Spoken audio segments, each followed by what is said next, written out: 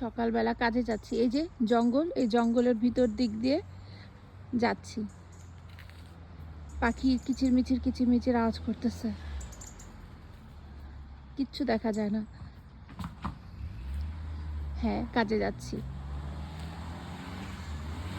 ওই যে গাড়ি, একটু দেখা গেল আলো, কাউকে দেখা গেল।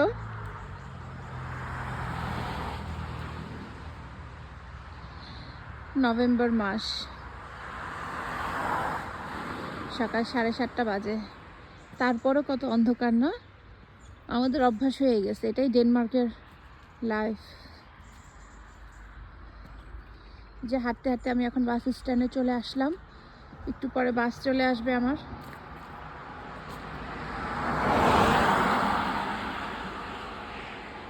কত নীরব।